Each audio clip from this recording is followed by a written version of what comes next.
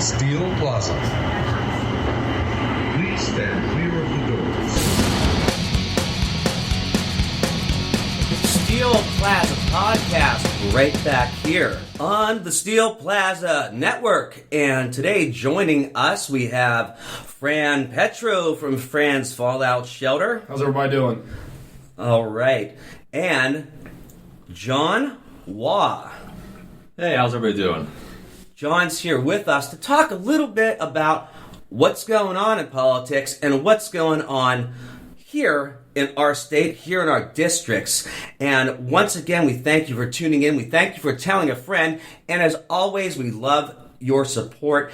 Always, if you can, keep the pirate ship afloat. www.paypal.me/Steel Plaza Podcast. Fran, if you want to start off, I know you had a couple questions for John, and let's get this ball rolling. Well, first I'd like to start off, John, if you could just tell us, for the people that might not know, exactly what it is that you are trying to do with District 21. Okay, so I'm running for state representative in Pennsylvania's 21st State House District. State House is oftentimes confused with Congress. It's kind of the state level of Congress. And my district encompasses nearly all of Ross Township and Millvale, Etna, Sharpsburg, Aspinwall, Lawrenceville, Bloomfield, one ward in Shaler, one in Reserve Township, and one in O'Hare Township. So it's a bit of a hodgepodge. It looks like a squirrel holding an acorn if you turn it sideways. I did happen to see that on the mapping. Yeah, it's. I used to say it looked like somebody giving the thumbs up with a bicep, but then somebody told me that it looked like a squirrel and looked at the map sideways, and I've kind of been running with that. So yeah, the district was always blue, and we had a great state rep for about a decade, and he was, I'm a Republican myself. I've always been more on the conservative side with a lot of issues, but he was always very middle of the road. Most of the conservative crowd kind of always thought, he may not have our party affiliation, but he checks all the boxes that we're looking for on issues, and so no one ever really wanted to topple that. And he was like a Tulsi Gabbard. Yeah, a little bit, or who would be a better... actually, no, that's probably a pretty good analogy. Right. She kind of dropped off after the primaries back in the spring. But she said, I'm present. She was pushed out, though. I mean, she made some pretty valid points, and she went fairly hard on the offensive in the primary, and basically the media and the party itself pushed her out of the limelight. They made it so that she couldn't take part. Well, that military-industrial complex is still alive and well, and she proved that where... And again, this is something we see going on right now. Pulling our troops and withdrawing from the Middle East and working towards peace was the campaign issue of 2008. That was all anybody wanted to hear about. That's all you heard anyone talk about. And now it's the complete opposite. It's how dare you leave? Right. Right. What happened? People they become so used to the fact that we're always at war, that the fact that we're thinking about kind of rationing things down, trying to be more diplomatic, and it's just, it's nuts. I mean, there's trillions of dollars that have been spent and thousands of American lives, and we're no further towards our goal. I think most recently, I've seen in the news with Trump and the Saudi Arabia deal with Israel, and I was even more countries jumping in on that, and I see that it's catching a lot of negative media attention, but not that that's anything new, any of us, or anything we're surprised about. I don't think. I mean, we needed to get out. I remember how it all started. I remember when I signed up to be in the service, and that was one of my goals, is that I wanted to serve. I wanted to deploy, and for whatever reason, that never happened. But then, as I dove deeper and deeper and realized that I was not as liberal leaning as I had thought I was. And when I joined the service, I was not a Republican. I was not a libertarian. I very much felt myself to be a liberal, independent, even leaning on Democrat. And I felt very comfortable with that identity until I realized that it is basically everything that I thought I was believing in had nothing to do with the party I was affiliating with at the time.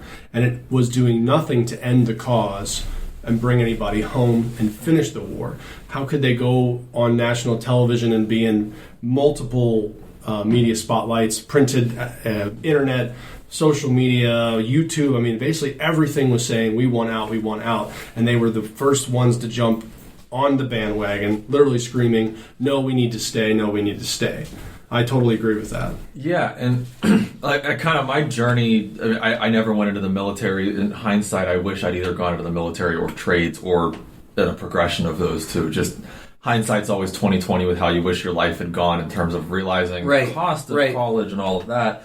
I went into college a pretty moderate, middle-of-the-road voter, you know, probably on the Democratic side, but I wasn't registered independent for a long time. Yeah. Until... You know, I'm one of the few people that went into college more leaning to the left slightly and came out conservative. Well, you know, the first economics class kind of solved that issue. Oh yeah, that'll snap it right up. Yeah, as soon as you start paying utility bills and taxes, you generally start, you know, making a turn to the right. But circling back to what is going on in the 21st District. So like I said, we had, you know, Dom Costa. I've gotten to know him pretty well, just picking his brain for advice. You know, you don't want to reinvent the wheel with what places to go to, who's influential in what areas and so forth.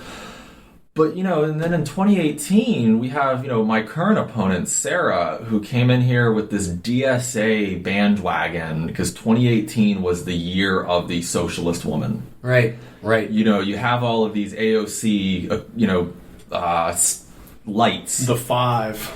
Yeah, well, there's even if you look on her Instagram, and I'm not going to plug her Instagram, you can find her if you want. She's even in this graphic this one organization put up, and it's like the PA squad. And I just, again, you know, to try to play devil's advocate, I won't say that every political figure that I vehemently disagree with is wrong on every issue. They're very good at making noise, but they're essentially just treading water. They're doing exactly what they criticize the people they unseated for doing. They're just doing it right off of the bat instead of as a 20-year incumbent. And I have the feeling that, and it's sort of the same thing as most of the older car horns worked on compressed air. You can only hold that horn down for so long until it doesn't make a sound. Mm-hmm. And then the brakes slam on. Right. Then the brakes slam on. And you're supposed to, that's how it's supposed to work. You're supposed to be noisy and let everybody know that the accident is impending. And then eventually the vehicle comes to a complete stop because the accident has happened. Little mechanic speak. What we're seeing in a lot of other major cities that under this similar style of leadership where it wasn't me, it was them. I had to try and fix it. You don't understand what I had to walk in here and deal with is I'm seeing... not only, I mean, with the rioting is one thing, but like the forced bankruptcy of municipalities and authorities. Like they're pushing an agenda of defunding one organization, but really what they're trying to do is absolutely bankrupt small business, home ownership, voter rights, civilian rights. What could you possibly ask for? We don't have those problems in Pittsburgh. The severity that some other places are experiencing. Yes. Essentially, they're destroying their entire tax base. I mean, nearly my entire you can't be blamed for something that doesn't exist anymore. Right. Nearly my entire career has been spent working on the government side of tax and just kind of really getting a firsthand knowledge of how that ecosystem works. And I criticize all politicians for this. People in office are completely removed from what the downstream effects of tax policy are. And I don't want to put your listeners to sleep, so I'm not going to go into take a deep dive into the realm of sales and use tax. Yeah, bring that book out. It's about 40 pounds. Let's flip through it and follow along. Yeah, but you know, they'll look at it, and when it comes to tax, people talk about the rate and the base, but they're missing the point that you can actually lower taxes. You can actually. There are situations where I've seen a tax burden cut in half that cost the taxpayer more money, because to comply with those taxes is so unbelievably complex and expensive. And back to what you were saying about townships and municipalities going bankrupt, I heard a great talking point, the way he phrased it, and he said, there's this perception that which is unsustainable will not continue. So these townships constantly turning over bonds, taking on more debt without ever paying it down or growing their tax base, people just assume that we've got this. It's okay. If this was bad, it wouldn't continue. But you can't treat things like that. See, I feel like I'm not an economics expert, but I have some experience in sales, and that kind of mindset is the front end sales network. That's you're the guy that makes the cold call, and you're trying to talk somebody into that money, which is how most of these people will treat taxes. It's a donation. You're helping. You're bettering the cause, and you're helping your local citizenry. But the thing with front end sales work like that, when you have massive amounts of influx on the front end, you're supposed to also show close to equal amounts of expenditure on the back end so that the door revolves through. That's how economy works. It has to circle. It has to continue. It can't just come in, stop, and trickle out as you deem it. The potholes need to get filled. Right. I did. Right. I saw that you were you're big against the roads. I thought, and you also not the sidebar, but what's the deal with Teddy Roosevelt? I saw that you. I am, there's always, that was one of the early things I kept getting asked in this election, this political process is, who's someone you idolize, and they want it to be someone from your own party, and when you look at Teddy Roosevelt, he's actually one of the most progressive U.S. presidents in history. First president to own a car, first president to send an international message via wire. Actually, the first U.S. president, I believe, to host an African American to dinner with him and his family, which was a huge scandal at the time. Oh yeah, and he was also I wouldn't even consider him a Republican. I would consider him a pragmatist because it was he once gave a speech with a bullet in his abdomen. What? Wow. He gave an almost 2-hour speech after he'd been shot. Well, I mean, I'm glad to hear that you chose him instead of Grant, because Grant was a raging alcoholic, had a drug addiction, could barely stand on his own. Yeah. And I see a lot of people say, "Oh, well, Ulysses S. Grant." I'm like, do you know what he did? Yeah. I mean, come on, man. Yeah, I just think that I think Teddy Roosevelt really embodied the all-American man, or the all-American, to kind of be more inclusive there, where it was all about getting things done and overcoming adversity. I relate greatly to him, where I'm still a pretty tall, scrawny kid, I'm not going to lie. He grew up very sick as a kid. I mean, they told his parents not to expect him to live much past his teen years. I didn't expect you to be that tall when you showed up. I said, That's a first. I said, are we playing basketball? What's going on here? Oh, if you'd see me run, it would be more like a giraffe race. It's not pretty. My family's not... We're all tall. My great-grandmother was 6'6". Jesus. We're all giants. We're not coordinated. I figure with a background in economics, you probably could have picked up a couple of easy left votes had you sided more with, like, Hamilton. It's very popular now. Yeah. See, and just to get on my little bit of a hipster soapbox, I remember telling my friends about Hamilton way when it first came out, and they looked at me like I was talking about going on a Bigfoot hunt.